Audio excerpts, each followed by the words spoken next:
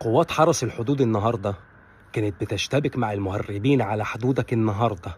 كان في حرب حقيقية ما بين قوات حرس الحدود المصرية الأبطال والمهربين على حدودك النهارده، لدرجة إن هم ضبطوا أطنان من الهيدرو والحشيش والأسلحة والمخدرات بمقدار فلوس تقدر ثمنها 2 مليار و130 مليون جنيه.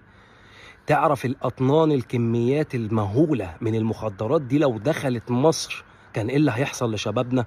لولا قوات حرس الحدود المصرية إن هي مسكت المضبوطات دي، كان زمان شباب مصر كلهم دلوقتي وأكتريتهم مدمنين في الشارع.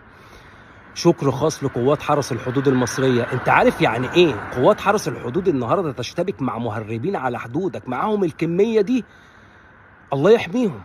الكلام ده اللي دخل الجيش عارف يعني ايه قوات حرس حدود تشتبك مع مهربين. المهربين دول اكتر همهم ان التوصيلة اللي معاهم دي تدخل يعني تدخل، وتتسلم يعني تتسلم.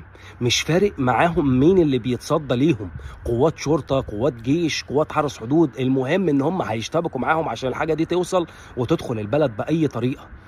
في ناس كتير قوي في بلاد كتير قوي كارهه لبلدك الامان اللي هي فيه. انت البلد الوحيده اللي في المثلث في الشرق الاوسط اللي عايش في استقرار وفي امان. عايزين بلدك تبقى زي ليبيا وزي سوريا وزي السودان وزي بص، مش عايز اقول لك، انت كده كده عارف.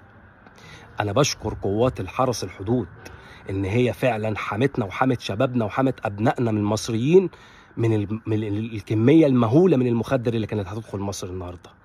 عشان كده بقول لك قول تحيا مصر في التعليقات.